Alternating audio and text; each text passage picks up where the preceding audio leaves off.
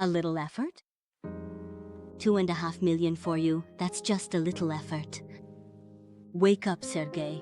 You dragged us into a monstrous debt for a mother who hasn't even tried to pay you back a single ruble. She can't. Then let her sell something, her daka, her car, whatever, but she needs to finally take responsibility for her actions. Sergey remained frozen. You want my mother to sell her dasha? I want her to take responsibility, Ina replied. But she's used to shifting her problems onto you. And now you're trying to shift them onto me.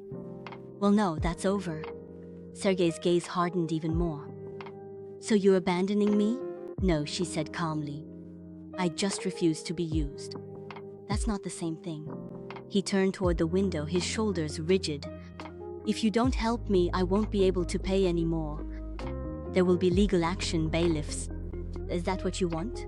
It's not my debt, Ina replied wearily. You signed a loan. You take responsibility alone. He turned around abruptly. I order you to help me, he shouted. You are my wife, you owe me your support. Ina looked at him for a long moment, then slowly shook her head. No, Sergey, I owe you nothing. Especially not in a situation you created yourself. He stared at her as if he no longer recognized her. Then he left the room, slamming the door violently.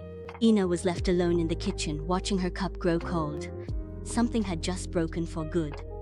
She realized with brutal clarity that there was nothing left to save. Sergey would not change. His mother would always come first above everything else. And she, in this story, would never be anything more than a convenient source of money. The next evening, Ina took out a suitcase and began packing her things. Sergey walked into the bedroom and stopped dead.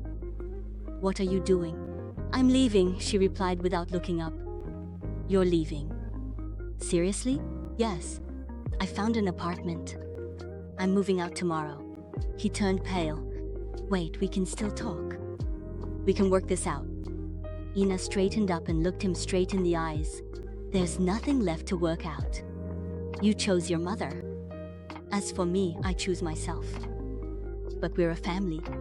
A family, Ina repeated. Really, a family?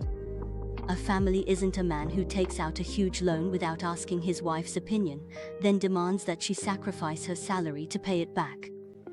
He moved closer to her, almost panicked. Ina, please, I need you. She gently pulled her hand away when he tried to take it. No, you need my money. It's not the same thing. He lowered his arms. So it's over. Yes, she replied. These are your debts, your responsibility. Deal with it yourself. The next day, she left the apartment. The divorce was finalized a month later. Sergey did not contest anything. The loan remained entirely in his name. Ina did not appear on any documents. Her life slowly regained its balance. She continued to work, to save, to see her friends. Her money remained untouched, and so did her plans.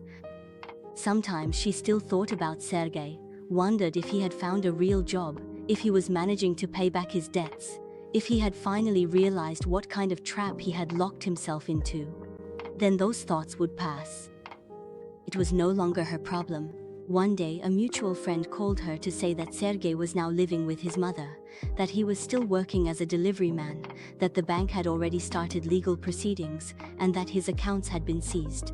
Ina listened without any strong emotion. She felt only one thing: relief. Relief at having left in time. In the evening, sitting by the window with a cup of tea, she opened her banking app. Her savings were growing every month. With a little more patience, she would be able to buy a small apartment of her own. Small perhaps, but peaceful, stable and free. She closed the app and smiled softly. The divorce had not been an ending. It was a beginning, the start of a calm and dignified life, where her decisions finally belonged to her, and her money was used to build her future, not to fix the mistakes of irresponsible adults.